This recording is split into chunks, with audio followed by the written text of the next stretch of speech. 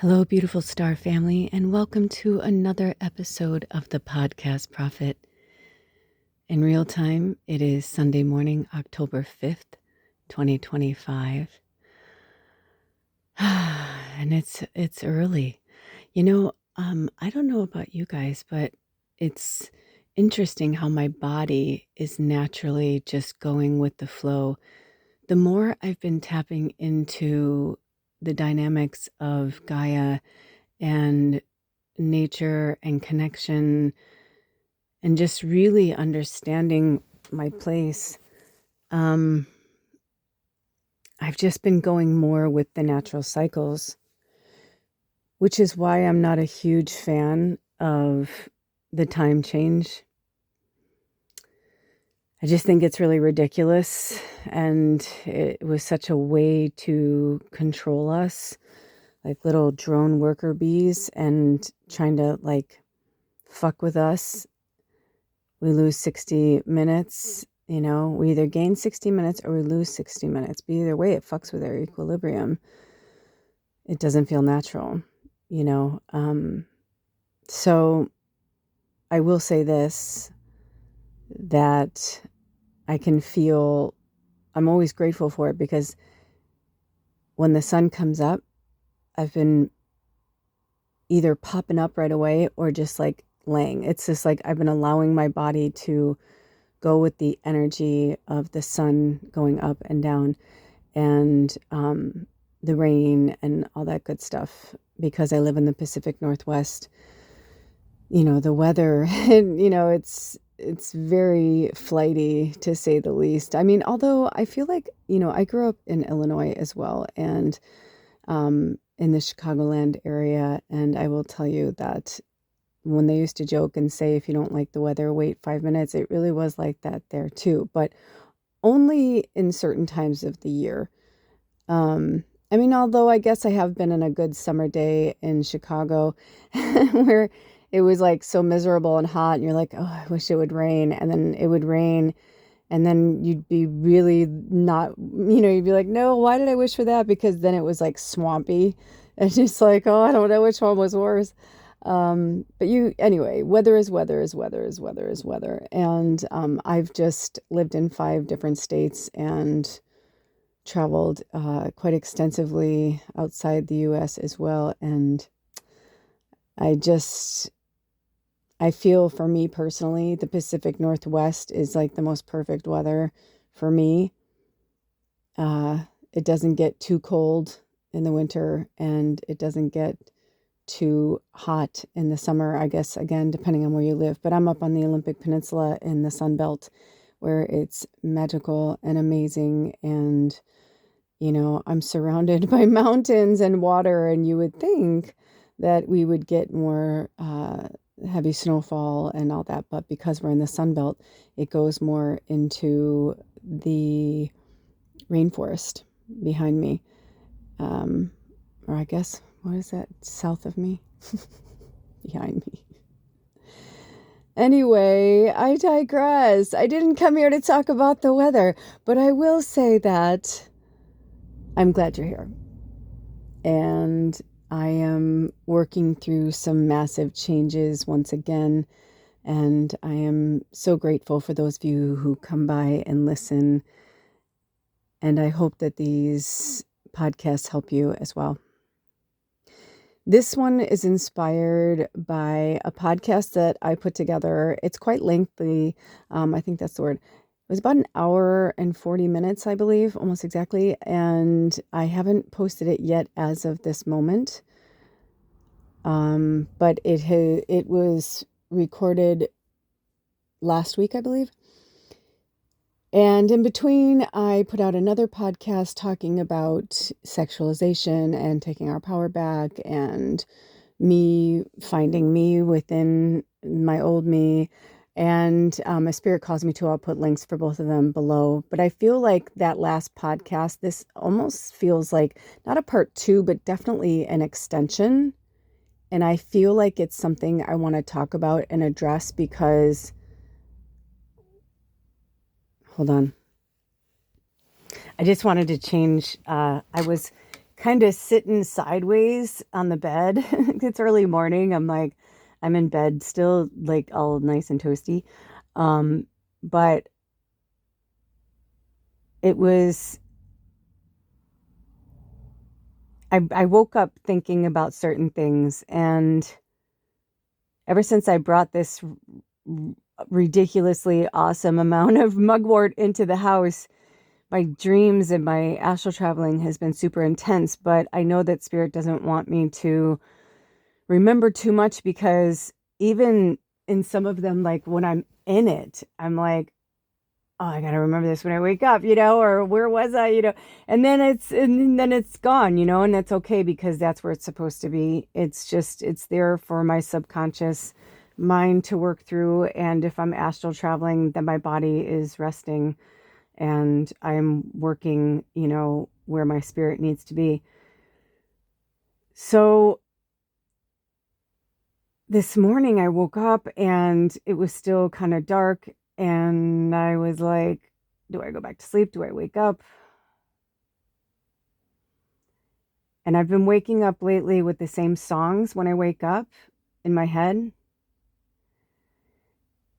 And then recently I received the most beautiful, most supportive, insightful, and loving email from one of my divine friend, sister, confidant, and they expressed a lot of love and support, but also a little concern, which is, I think, the most beautiful part, because, we can be there for each other and be supportive of each other without it being like in your face. And I've learned that the hard way, because for many years I could be very in your face. I mean, let's just put it bluntly. My triple Sag, my moon in Scorpio, I didn't really mince words. I didn't, you know, it's like that when in Ghost, when Whoopi Goldberg's character is trying so hard to explain to Demi Moore's character like what's going on, and she's trying to be polite. She's like, she understands she doesn't know her, she doesn't probably understand or get that she's a real medium, and that her dead husband is trying to tell her something. And so finally she just gets so frustrated, and she's like, Molly, you in danger, girl. She's like, that's it. Like, you're in trouble. Like, this is no joke. Like, I wouldn't come here. She's like, I'm really worried. Like, your husband's worried something's going to happen to you. And she's like, I'm not trying to fucking, scare you. I'm not trying. And so I've always kind of been like that. Like, I'll candy coat something, or like when I do readings, I'll say to people, do you want to hear the truth? And they'll say, most of the time they'll say yes, or they'll be like, it depends. When people say it depends, that's when I know they're not ready to hear the truth. And so then I have to kind of really sit with their higher self and their spirit guides and say, okay, what's the best way to get the best result, from this person or for this person? And that's kind of how this is going, because I love you all so much. And so many of you have been reaching out to me in support, in love, and trying to help me navigate, through this stuff. Hold on. I always start one way and I feel like I'm comfortable, and then I start to move around. And then mostly is because I stretched a little, but I didn't stretch that much. And normally I like to stretch a little bit more when I'm like moving my body this much, especially in bed. But it is early and it's chilly and the house isn't that warm yet, and I just want to stay cozy.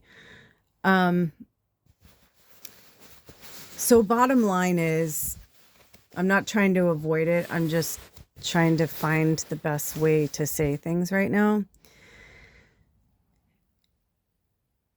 I understand that for a lot of you, it may be difficult to understand, but also support me right now when it comes to Alder. And so many of us in this tribe have our own addictions that we deal with, whether it's control, food, gambling, sex, whatever it is. We all have our own addictions. Enabling is an addiction.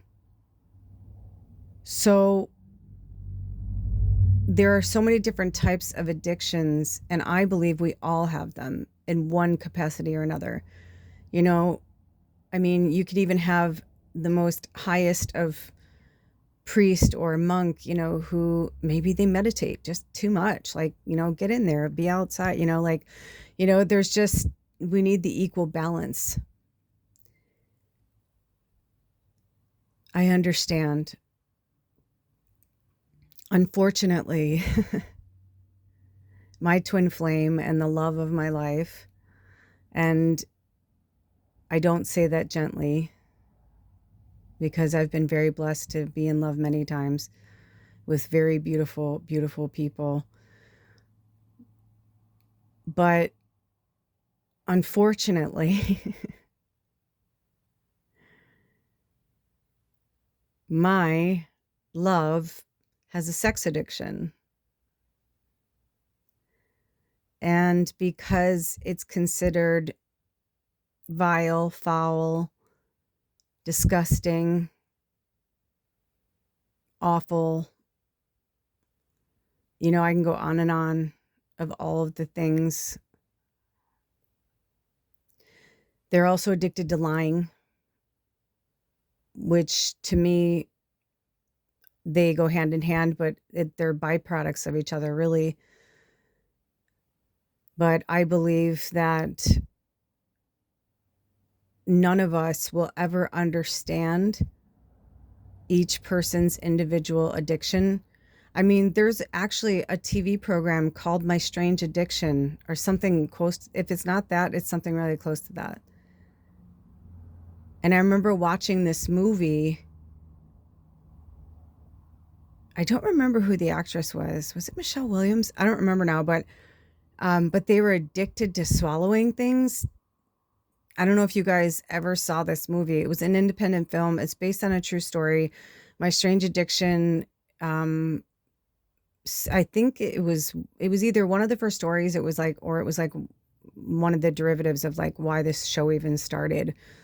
But this person used to love to swallow like really crazy shit, like pins, glass, just harmful, where you'd be like, what? To watch it, I remember like it was like I couldn't look away. I was so horribly disturbed by that someone would do that to themselves. I couldn't understand it. And not disturbed like there was something wrong with them. I was disturbed that it was like, where does that come from? Like, what starts that? Why are you like, I want to fucking swallow something that could potentially slice my organs, kill me, leave me to die in the most painful death. You know what I mean? Like, I don't understand.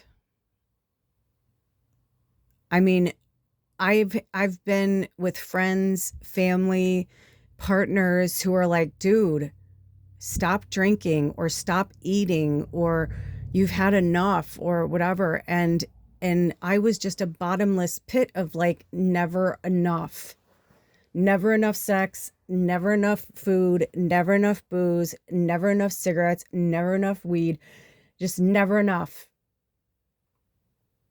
And it wasn't until one of my best friends, who was also my partner at the time, met my mom for the first time. They didn't say anything for the longest time. I remember I was like, man, how long did you hold on to that one, But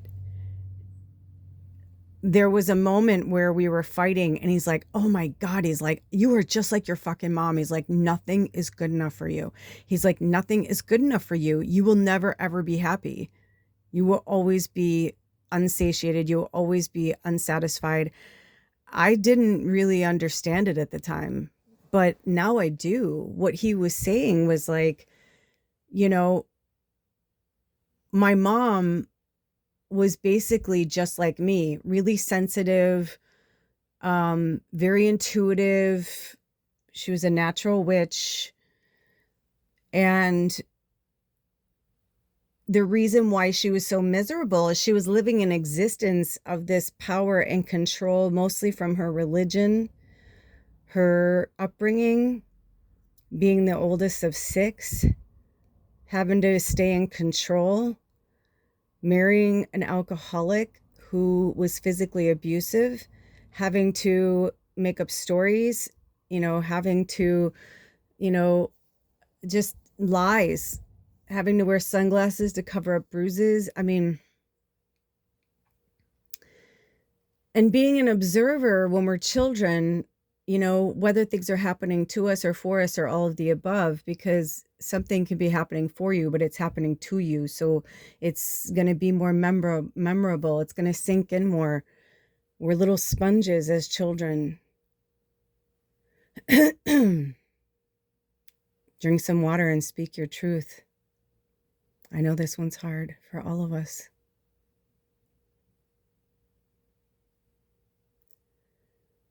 My mom tried for 18 years to make things work with my father. She really did. I watched both of them try. I watched them both fail miserably because they didn't ever really get help. They'd get talking tos by their parents. I remember when my dad threatened to kill my mother with a gun, and he was trying so hard to get her attention, and she wouldn't take the bait. And so when she wouldn't take the bait, he just would try harder in different ways. So when he started using guns, it was a different story. And I don't know exactly how old I was. I feel like I was around 5, but I have a very vivid memory of my dad holding a gun at my mom, sitting above her on a bed. And it's not an image you really forget. I remember one time a family member told me that wasn't true, and I was like, well, looking back on it, maybe I did, maybe I didn't. Maybe I didn't leave maybe my body didn't leave the room, but my little soul ran down the hall. And I know my parents saw me. I know my dad saw me. Because it was because he saw me that he stopped. Because I went, when my dad would hit my mom and I'd be screaming and I'd say, boys don't hit girls. You said boys don't hit girls. I would call them out on their shit. It's what I've been doing since I was a child. Everybody's been trying to confuse my narrative. Threw me off track, threw me off scent. Trying to confuse me, trying to tell me what I saw instead of what I really saw, telling me what I felt, what I smelled, what I experienced, telling me my molestation events weren't real, telling my mom these horrible things that happened to me and nobody was held accountable. These things stay with us and they manifest into horrible things. And it's different for each of us.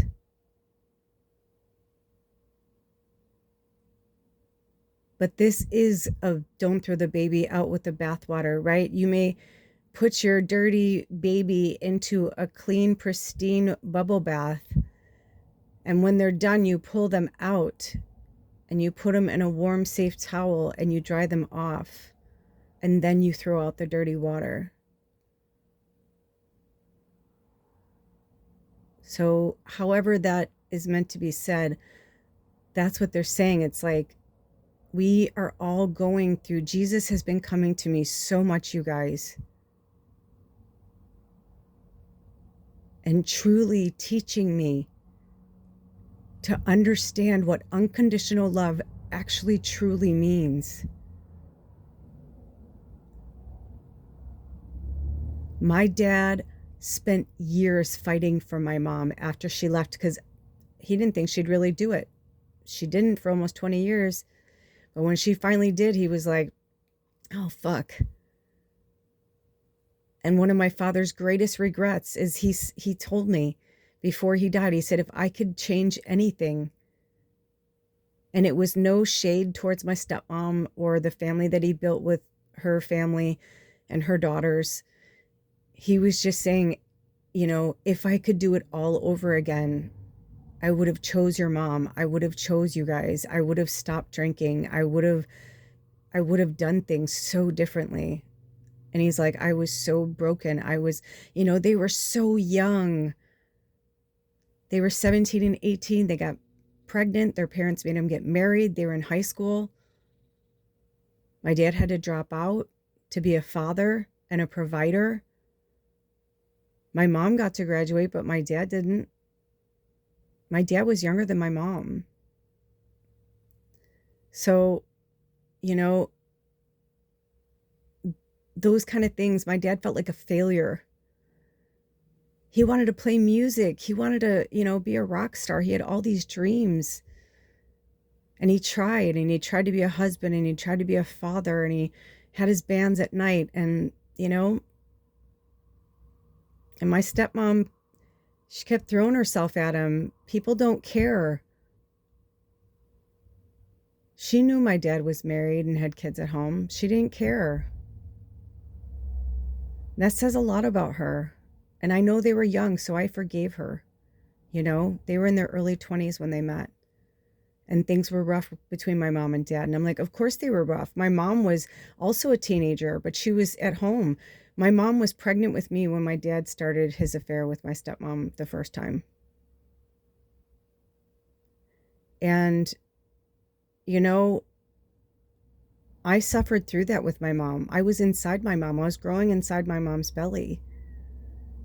But my mom tried to be a good wife, even though my dad was fucking around and doing all these things, and she was staying at home, and they were like, be a good wife. And, you know, so my mom learned to be quiet. My mom learned to be obedient.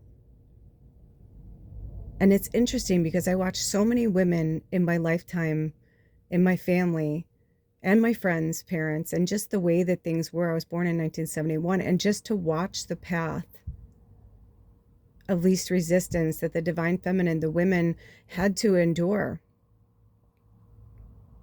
You know? It was so internalized. They weren't really allowed to be who they wanted to be because they were met with so much resistance. They had to play a role. And when you think about it, the divine feminine just was, you know, it's like they had to be the more mature one, because the men, oh yes, I mean, yes, you're mature, you go to work, you're the supporter, but also men were fucking around and drinking and doing what they wanted. That's why a lot of women, a lot of these made-for-TV movies came out years later too, right? Because a lot of these women were drinking at home, in the silence and the quiet. And I started to realize I moved away from home when I was 23, and so many of my friends and family members, the women around me, it was so interesting I would talk to them on the phone, or I would, you know, whatever, but I lived far away. We didn't have internet and all that, and cell phones. They didn't exist back then. If you wanted to talk to somebody, you had to pick up the phone. And because of my lifestyle and not having children and living in my 20s and the rock and roll lifestyle, my first husband and I were entertainers, and, you know, we were living in LA, and we had a much different existence. But when I'd come home for holidays or whatever, I remember some of them, we'd wake up and they'd be like, let's go out for brunch. Let's go have mimosas. Let's, you know, and again, didn't really think much of it, you know, because I'm on vacation with them. They're like, oh, this is a special treat. Then I moved back home. And then I found out that a lot of my friends were drinking during the day, smoking weed during the day, sometimes doing both, white knuckling it through, because it was a lot of pressure, especially so many of my friends and family, the women, they were working and they were parents. It's a lot of work. It's a lot of pressure. Keeping up a clean house, keeping up with the Joneses, trying to stay in this perfect fucking bullshit bubble that just doesn't exist. So much has been, you know, scooped under the carpet. I watched things happen when I was growing up that I know multiple people were there, and I remember saying to them years later, how come we never talked about that? Like, that was pretty fucking like crazy. Like, why didn't we ever talk about that? Why didn't that ever, you know?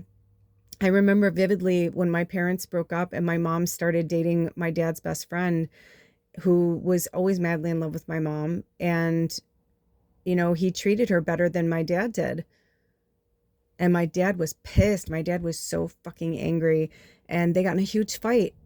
Like, the neighbors had to pull them apart. The cops came. It was crazy. I was watching these two men who, my dad had been friends with him since I was pretty young. And so to watch this really nice man who was part of our family, he was like another father to me, who became more than a father to me, more than my father was to me anyway, as a father. To watch these two men beating the shit out of each other, I just remember screaming and being like, stop, and just horrible things.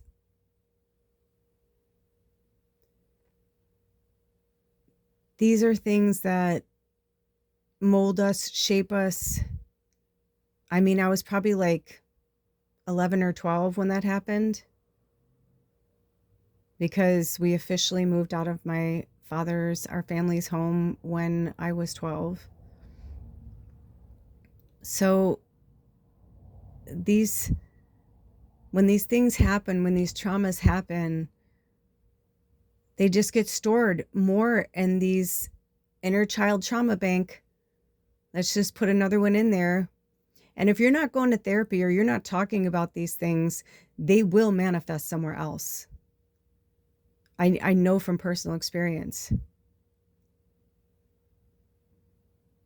When I started hearing people calling me a slut in high school because I was having sex with boys in high school and men outside of high school, when I was 17, I met and started dating a 27-year-old, which was so not good on the 27-year-old's part, right? But I was like, okay, well, I can try and squash this, because I was very popular. So I was like, everybody knows who I am. I'm not going to like fall away. This isn't going to fall away, right? But what I ended up doing was I turned it into power. I empowered myself. And I made it yeah, so what? Guys have sex all the time. What's the difference? And then one by one, a lot of girls around me were starting to do the same thing. We were empowering ourselves. And I took that from when I was a freshman. I dated a senior, and his group of friends were really popular. And one of the guys in the group was dating a junior, and she was kind of known for being slutty too, until she got together with him, and then they made it like this empowering thing. And I was like, interesting. And I started to see that the scales were tipping a little bit more in our favor. And I noticed that the more the women around me took their power back, the more we felt empowered. So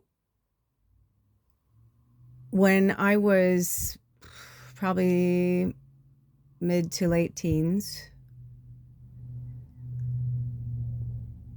I had a lot of insecurity and daddy issues and abandonment issues and attachment issues, because even though my dad wasn't home a lot, when my dad was home, we were buddies, because my father appreciated my intelligence. But at the same time, my father would say, he told me for years that I can use my beauty as a weapon, and I can use my beauty as a drug, and I can use my beauty and my sexuality to get whatever I wanted, whenever I wanted. He gave me the instructions how to do it. And it was interesting because my relationship with my father was so different than the relationship with my mother. My mother was the opposite. Don't end up like me. Don't have sex early. You don't want to be like me. You know what I mean? Like, it was just such a head fuck. But when my parents divorced, my father wanted to spend more time. He was in his 30s, right? So he wanted to spend more time in the bars and with his friends and, his girlfriends and all that stuff. He had parties at his house. He had gotten into drugs and was doing things that I'd never seen my dad do. His house had turned into like Sodom and Gomorrah, like for real. And my mom didn't want me going over there because of the stories that were going around town and from the neighbors. And, because most people, and a lot, I'd say not most people, but at least when I was growing up in a big, like in the early 80s, if you got divorced, the woman kept the house if she had children. It just was the way it was. Not my dad. My dad was like, I worked hard for this house. I am keeping this house. If you don't want to stay here, you can get the fuck out, but I'm staying here. So my brother and my dad stayed in my parents' in the house that we all grew up in. Well, we had another house before that, but we were in that house the longest together as a family. And my mom and my sister and I moved into a 2-bedroom apartment, not that far away.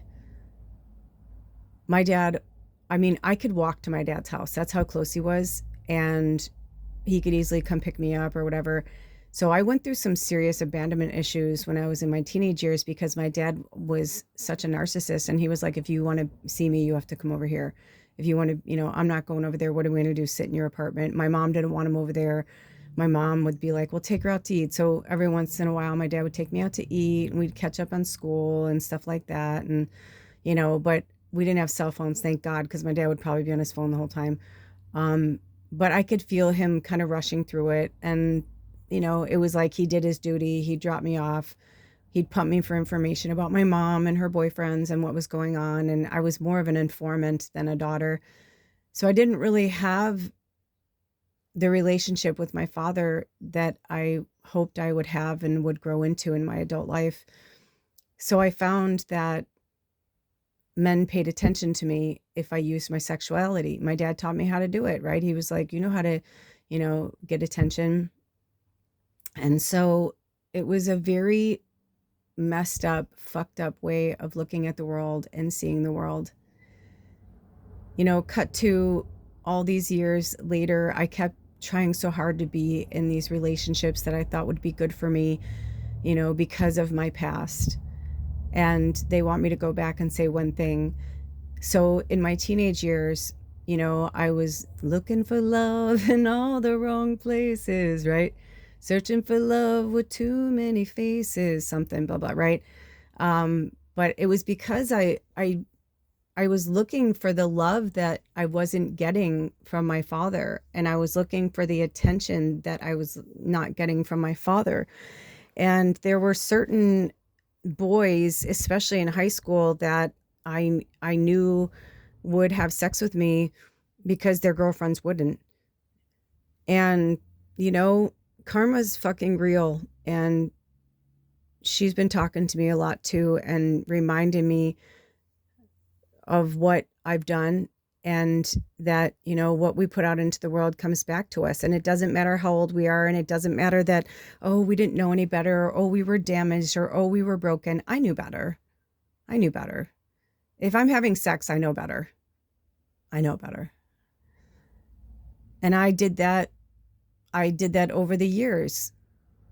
I didn't cheat on my first husband when things weren't going well, but I definitely knew how to have, flirtatious affairs, emotional affairs, and usually it would be like with men from work, because if we were like at a work gathering, so it's been really tough for me to come to terms with that side of me, because anyone who knew me knew I would say over and over, if anyone ever cheated on me, that would be it. It would be over. I don't care how much I love them. I don't care how much blah, blah, blah. If they cheat on me, that's it. End game, end of story. No, that's it. No second chances. Over the years, every relationship I've ever been in has been some extension and some form of my father. My first husband, a musician. My dad, his first love, his dream gig was to be a musician. My dad literally bought a bar, restaurant, banquet hall all in one so that he could play music anytime he wanted at his bar. Everybody would come and see him. Hello. My dad ended up becoming a self-made, prolific chef. Beautiful, made some of the best food I've ever had in my entire life. Gifted food culinary artist. Even though I've been engaged many times and I've been with relationships, my second great relationship, love, I've had many, but in terms of like marriage and almost there, Bear. You guys have heard me speak of Bear, my ex, and he is a chef. As we speak, he is opening up a massive, like, state-of-the-art facility worth millions of dollars. His dream job. Okay? Cut to, what did my dad do for a living to make money when he was younger to support my mom? He was a mechanic turned body and fender man. Worked mostly as a body and fender man, loved to paint. He was an artist. My dad was an artist. They didn't say it out loud, but that's what he was. What does my partner do now? He's a mobile mechanic. It doesn't take much, you guys,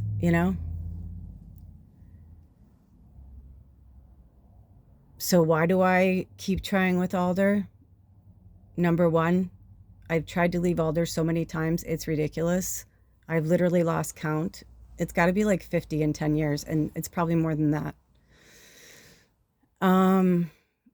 But I'm here to, Alder and we have done this through lifetimes. He's my twin flame.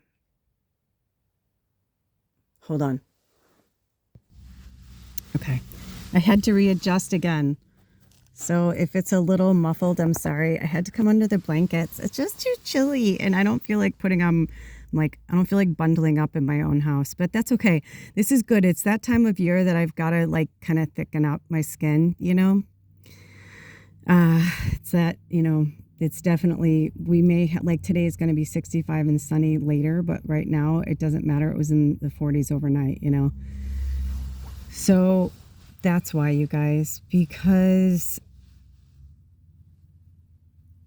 Alder is not the sum of all of his deeds, and he is the person that we know him to be. And even though he thought he had healed that side of him, because I can tell you, I know, and I've sat with spirit and with everything that is divine and holy, I know that there was definitely a long period of time that Alder was Alder. He wasn't that person that he is now. And even that person that he is now isn't him. It's a product of everything that he endured from the time he was 3 years old until now. So for 50 years, he has been on a journey and a path that is one of the hardest I have ever experienced. And I kept thinking, maybe they keep, telling me to help Alder and stay with Alder because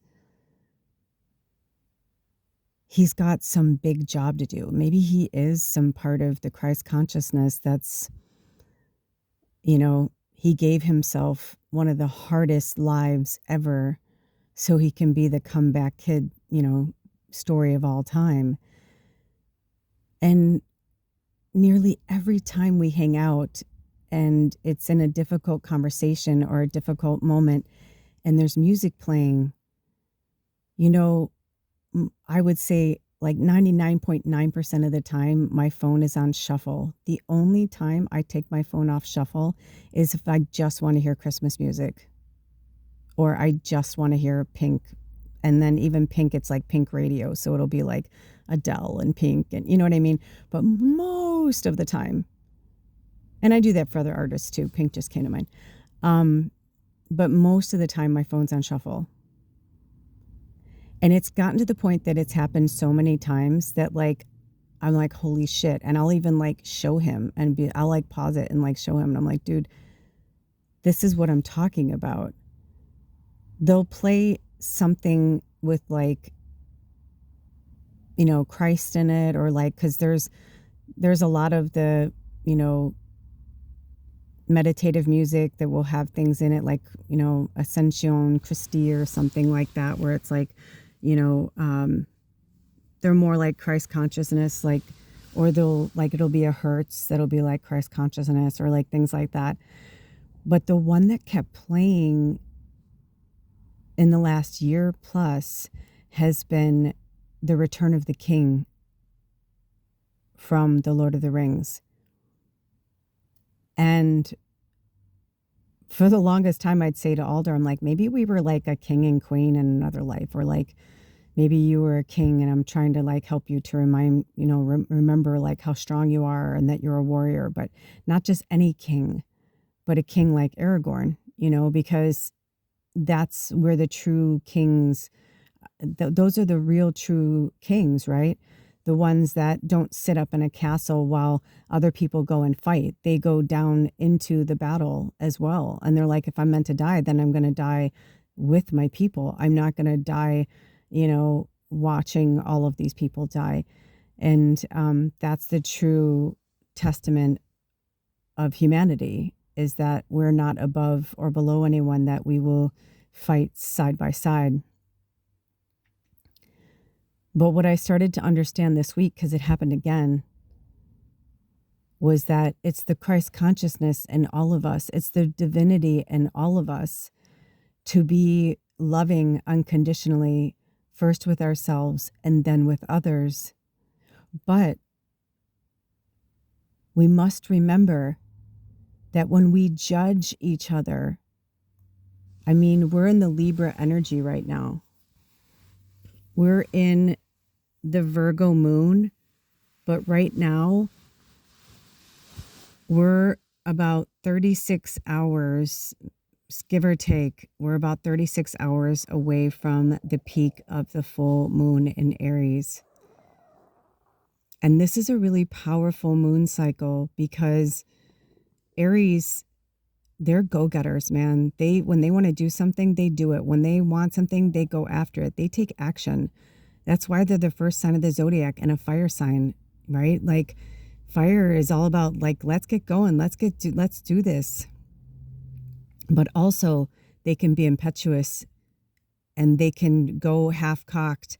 And then they're like, oh, fuck, man, I should have thought about that first, or I should have done this first, right? Instead of like taking the time to like get grounded, think about it, So on top of that, it's a supermoon, and it's the first of 3 supermoons.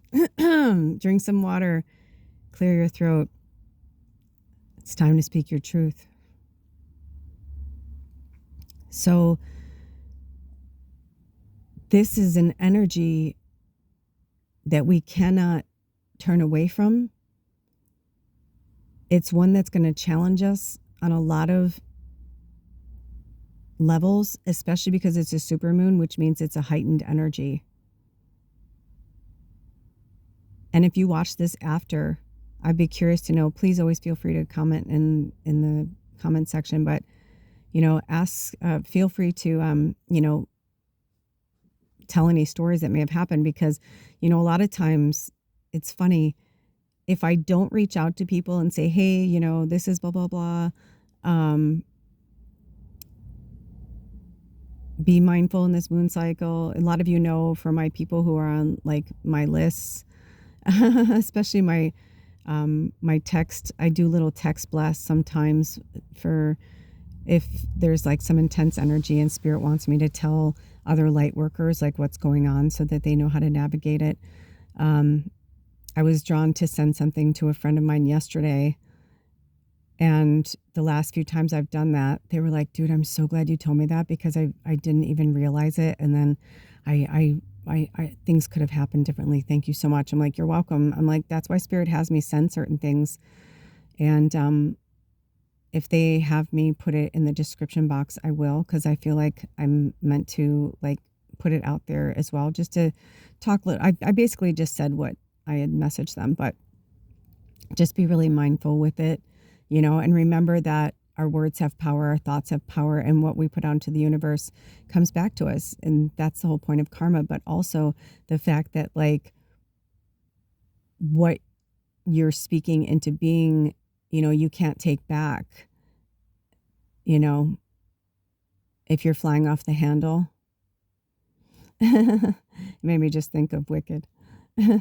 Why couldn't you just be quiet, right? She's like, why'd you have to fly off the handle? Why couldn't you just be quiet for once, She's like, I hope you're happy. You ruined your chances forever, and she's like, I hope you're happy. I hope you're happy too. How you would, she's like, just grovel in submission, to, whatever the words are, something, gain your own ambition or whatever, right? To feed your own ambition. And that's the kind of like, that's the energy that they're speaking of. That's where we're at. And also we're in a dark moon. We're still in the shadow. We're still in it, you guys, until the new moon in Libra, which isn't until, towards the end of October. So what is it, the 21st or something? I forgot to look at my calendar, but whenever Libra comes in, it's going to be really intense. We're still going to be, when the new moon in Libra comes in. Oh, thank you, Spirit. I was like hearing things. All of a sudden, I went from talking to you guys and profiting, being a prophet, to channeling. But they were showing me, right, like the Scorpio season. And then we're going to be in a lot of the air energy in Scorpio season, which Scorpio is really intense too. So the next 3 months, we're going to be seeing and experiencing a lot of truths. But we need to see things and understand things from the root of what it is, and to see the person for who they are and not for who's standing in front of you. Because even, there were times where my friends and family would be such assholes. Like they would be so harsh in front of me and say such horrible things, but I would see and feel their soul. And I knew that like deep down, they didn't really feel that way, but I also knew that I wasn't going to be able to change their mind. Not that day, not that time. That wasn't going to happen. So sometimes you need to know when to fold them, know when to hold them. You know what I mean? Same, whatever, reverse it. You know what I'm saying? Know when to walk away and know when to run. And Alder and I are both loners and runners. When we got together, we joked like we could never really be in a relationship or have our own. Like, I loved that he lived out of his truck. I loved it because I was living in a studio and I loved having him over, but I was also glad that like when I wanted him to leave, he could leave, And then when we moved in permanently together, we moved into big camper because we're like, oh, let's try tiny living. We lived in that studio together. Well, yeah, ironically, my studio apartment, you could put almost 3 big campers in my studio apartment if you added everything, because I lived in a vintage studio. So it had this huge, beautiful walk-in closet. And, you had to go through the closet to get to the bathroom. It was like one of those, like really old, beautiful. And a big bathroom with a clawfoot tub, and you know what I mean? So the only thing was the room was big enough that it could have easily been a 1-bedroom if somebody just put a wall between like the kitchen and, you know what I'm saying? So cut to being this tiny little 26 by 10 foot, we went from 300 square feet to 260 square feet, but not even really, because it was part of that was the van, So it was our bed was on top, like one of those, over the driver kind of thing. It was so small. And then we moved into the one that we have now, which is 35 by 10. And it's now again, just like the studio. And we've been knocking all the walls out and like making it, and it's nice because it's a really boxy one. Our landlord calls it my Barbie RV. And somebody else said that to me too. Maybe one of you guys said it, but he's like, you and your Barbie RV. And I'm like, what? He's like, it looks like a Barbie RV. I'm like, dude, I never even realized it. And I'm like, it does. I'm like, that's hilarious. I'm like, maybe we'll have to paint it, pink. I don't know. I'm kidding. Um, but but even then, then we got a house. We were doing a rent to own, and we did so much on the house for so long. And then when we finally moved in, our landlord switched gears, and it was so not cool. So we only lived in that house for like 4 months. And even that, it might as well have been a one bedroom apartment, because we stopped working on the loft once we knew we weren't going to live up there or do anything with it. And we stored all of our other stuff in the back bedroom. So it was a 2 bedroom, 1 bath with a loft.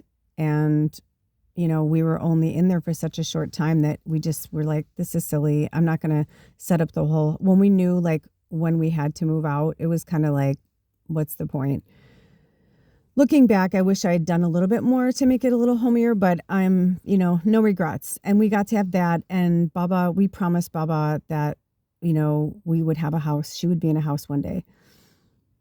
When we moved back into the RV, she did not want to. I mean, she was miserable. She was so miserable. I mean, we all were. We didn't want this, but we still tried to make the best of it. And we moved on a new moon during a solar eclipse. During eclipse energy, it was so intense. Alder and I had this big blowout fight. We said things that we couldn't take back, and that's when it kind of started about 1.5 years ago. And I did some research, and I found that he did not have any phone, like there was nothing going on his phone for a long time. And then one of his old lovers must have found his number, or I don't know what happened, but I saw their number. And I knew from just things that had happened before, and when I had confronted him years ago, when we had gone through it before we moved up to the peninsula. And I was like, holy shit.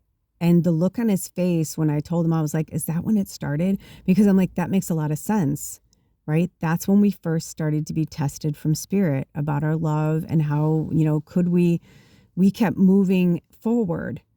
But when we lost the cabin, it felt like a big blow.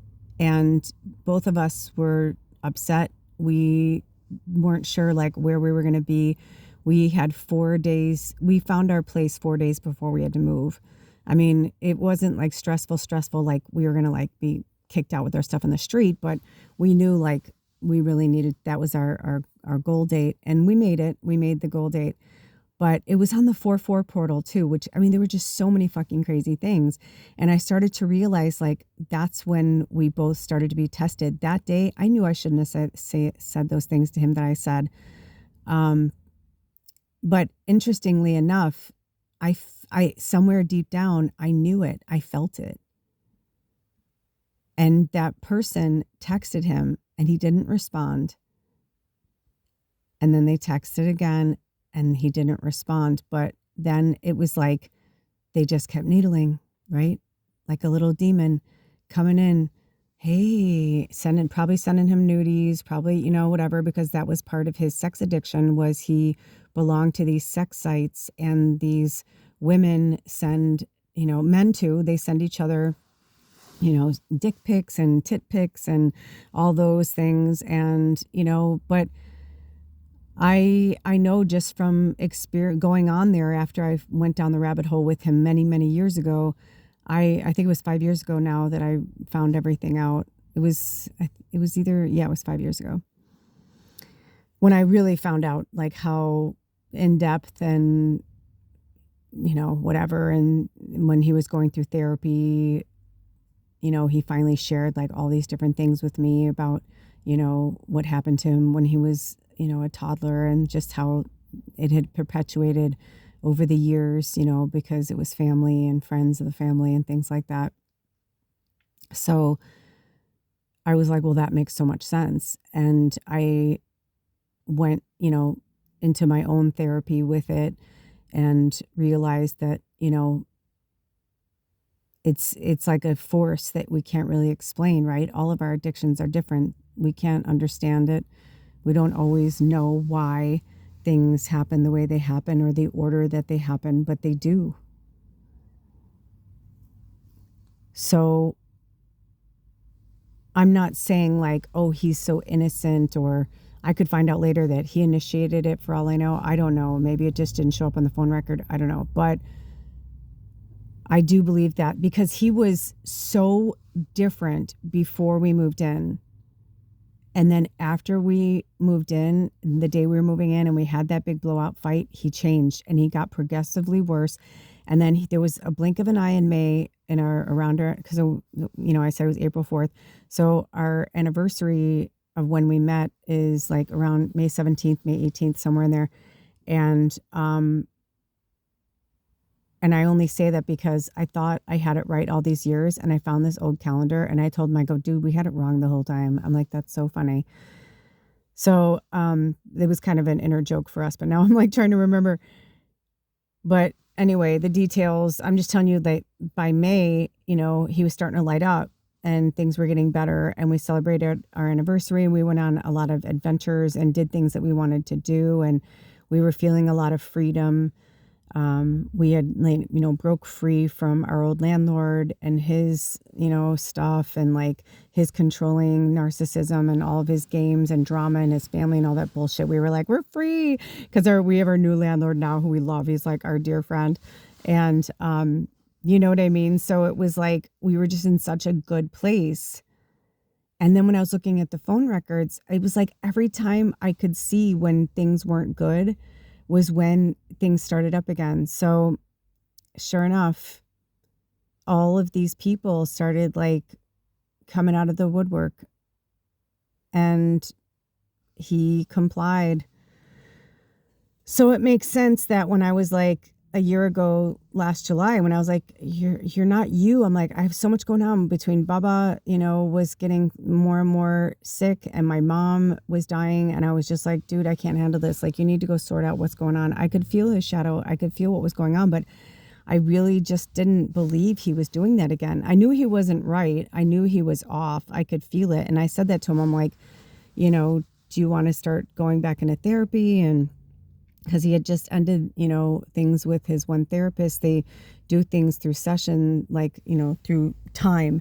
And once they work through something, then they would end it. And then they would like sometimes take time apart for him to like work on things. And then he'd go back in and like they'd tackle another subject. And so I was like, maybe you need to go back in. And he was like, no, I'm fine. No, I'm fine. And so what happened was he fell off the wagon. And it's the same thing as if somebody is drinking or doing drugs or eating or cheating or gambling. Like, it's all the same. Lying. It's the addiction. We can dislike, hate, loathe, whatever the words are, despise the addiction, but we cannot despise the person, because underneath the addiction is an actual living, breathing person who is struggling immensely. Alder, I have known Alder for 10 and a half years, and I have said this to him a few times. I finally had to say it to him in a way the other day that I was like, dude, do you get it? And I said, I'll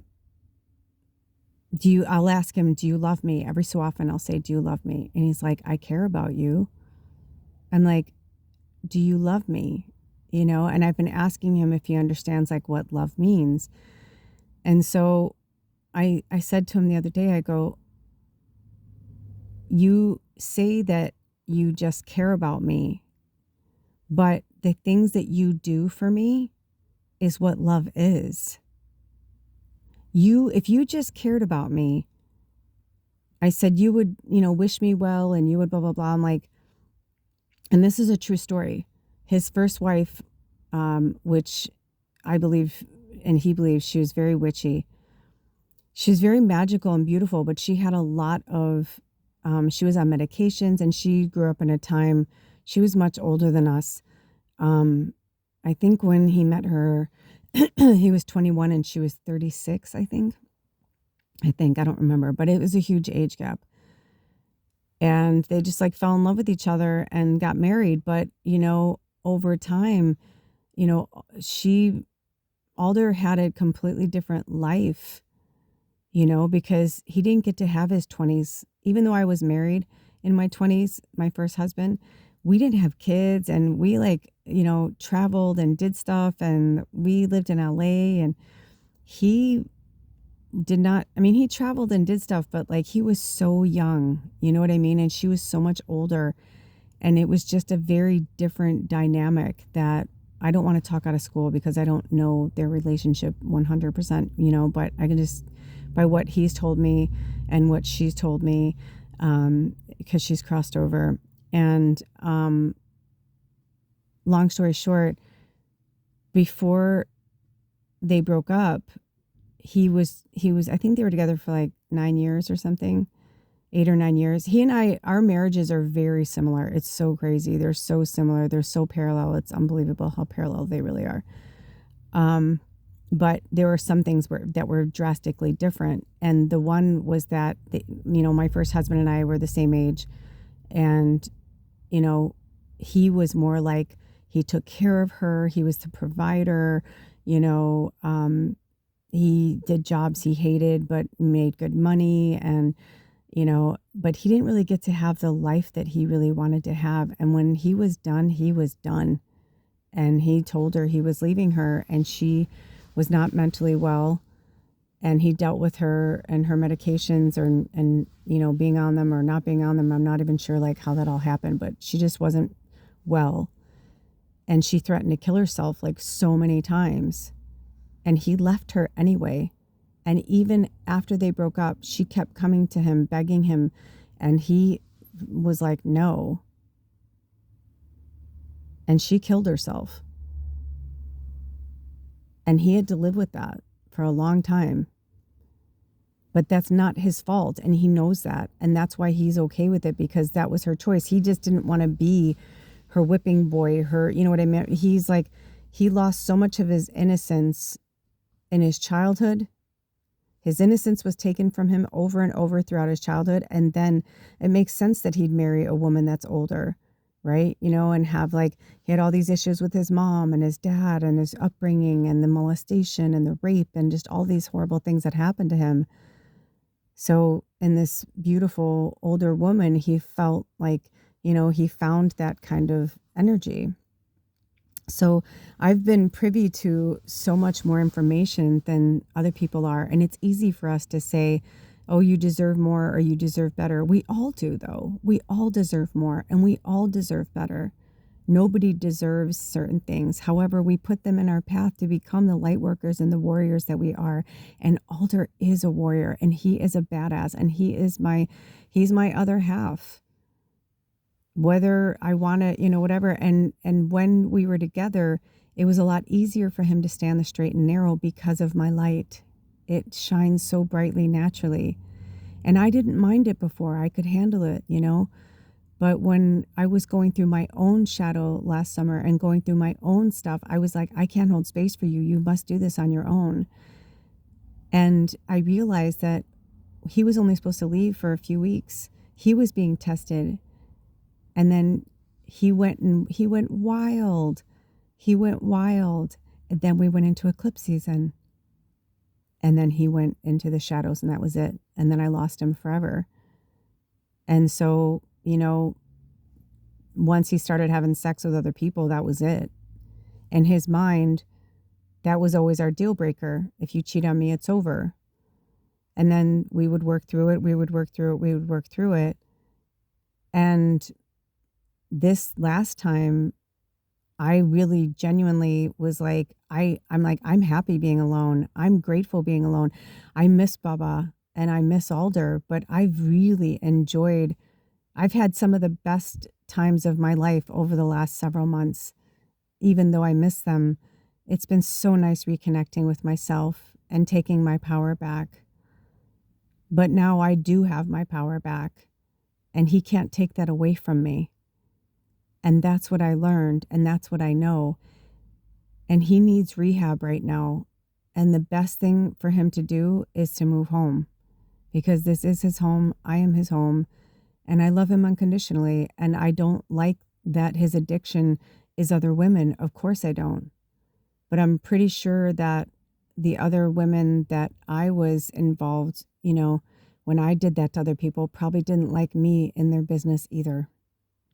And some of these women, their caliber is so low, it breaks my heart, because they think this is all they deserve. And they think that this is happiness and joy, getting a rush out of a dick pic, or having a stranger or someone on the other telephone line, because not all of them, he has many, many, many, but not all of them he sees in person. He likes that too, that they've never met. Some of them are married to, but when you're going through something like that, that is a clear indication that your self-love is not intact. Also, it is a form of narcissism, and the instant gratification. He may be in narcissistic energy because, I was crying to him the other day. I'm like, it really hurts my heart, I'm like, it fucking hurts that you say you'll stop, and then I know you're not stopping, and then you say you stop. I said, this is about you, but it's about integrity. And I said, we need to figure out when you started lying, why you started lying, because even when we were good, I could tell when he was lying, and I'd say, why didn't you just tell me the truth? And he'd say, because I was afraid of how you were going to react. But we can't be in fear of how somebody else is going to respond because we don't like it. And that's a form of narcissism too, right? You can't control how your feelings are going to go. But when you start, being raped at 3 years old, how do you get by? You compartmentalize. It's a form of survival. It's like that movie Sybil. She had to create all these different personalities so that she could survive the abuse and the torture by the hands of the woman who not only she grew inside of, but was the only adult she didn't have a father. She didn't have someone to a sibling. So her mother had this child, hated the child, and used all of her hatred to torture this poor fucking child. And then the child would still be like, yes, mama, because she would be nice to her sometimes. And then, and that was the whole sick, twisted part of it, was that they'd be really nice and then they would torture. And then they'd be really nice and then they would torture. When you grow up in something like that, your brain, it's some of the things that my partner grew up with and endured are things that you've only seen in movies or read about in books. And even though I'm angry and I'm upset that he keeps doing it, I also know that the only way to help my best friend is to love him unconditionally. That doesn't mean I have to be his lover. That doesn't mean I have to be, in any other form of anything right now but his friend. And even now, I realized when we're getting ready for another round of remodeling and before the weather comes in so we could put our wood stove in, I'm so excited.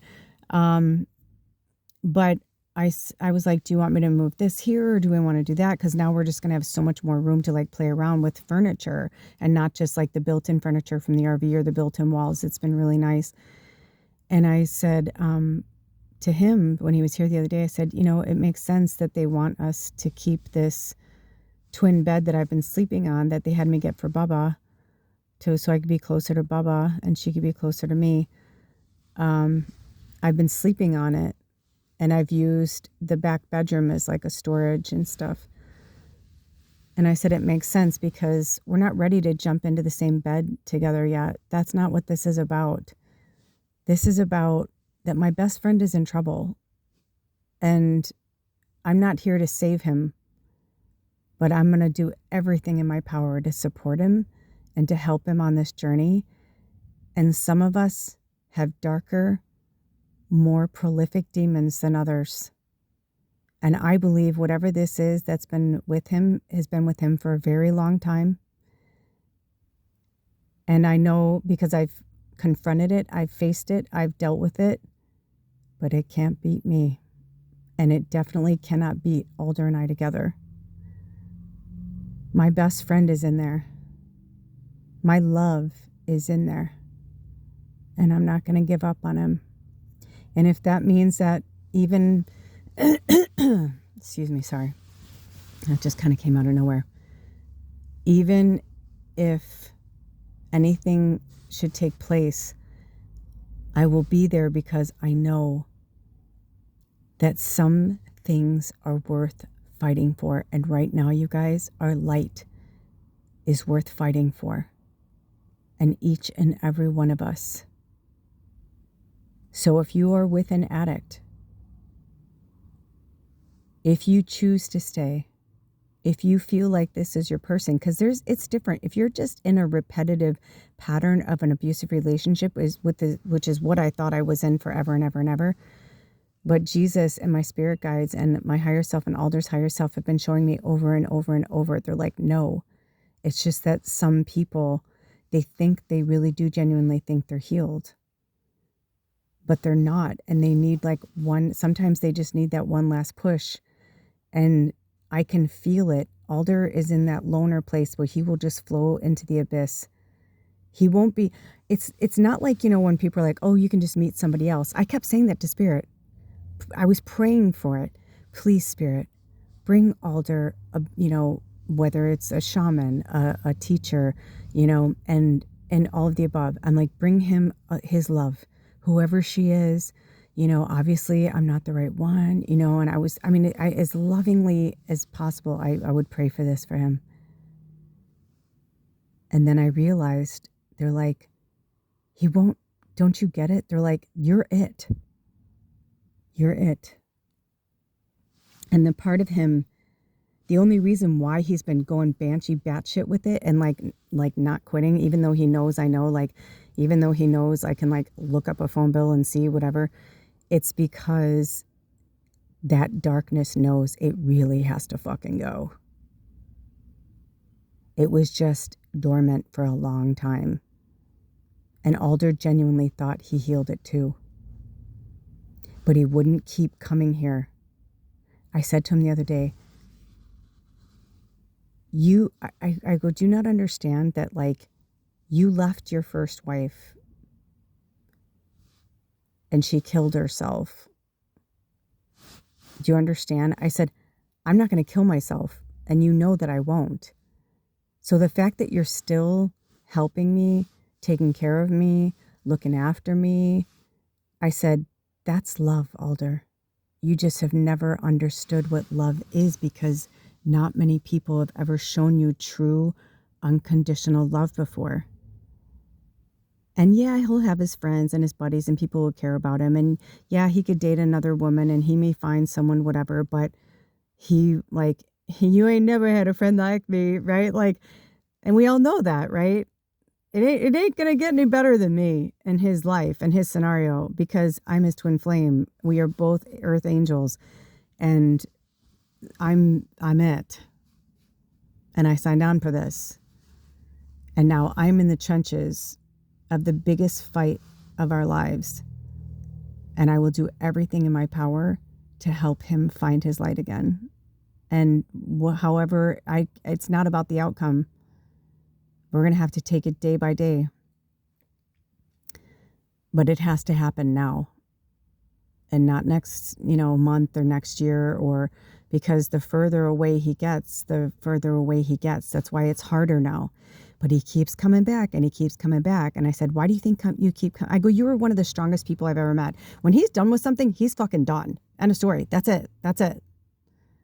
So he can easily walk away from things. And I looked at him, I go, you have to look at this. I go, you quit meth, Alder. I said, this is just another addiction. And I said, and coming back here is like rehab. I said, do you understand me? And he started to freak out. He freaked out. He left. I haven't seen him like that in a really, really, really long time. But it's okay because that's where he needs to be. And I'm okay with that because, it's right before the full moon and all that. But I'm happy to report that I'm proud of myself because I'm a runner too. And when things get hard, I would leave, but I don't do that anymore. When things get hard, I face them and I confront them. And trust me when I tell you that I have stretched this motherfucker out. I have tried with everything that I am to leave and not be here anymore. But I know now with everything that he's like, honey, this is exactly what this is your whole life. If you can love him through this unconditionally, you can do anything. And remember, be careful what you wish for, because I am the one that said, if anybody ever cheats, that's it, it's over. I won't forgive that. And now here I am having to forgive it in my partner and in myself, and having my own karma live out right in front of me. Anyway, until next time, I love you guys so much. I hope this insight helped you in any way, and know that I love you so much and I appreciate your words of kindness and support and love. And you are more than welcome to have your feelings and your opinions on this, but I really wanted to share mine with you. I love you. See you next time. Blessed be. Aho.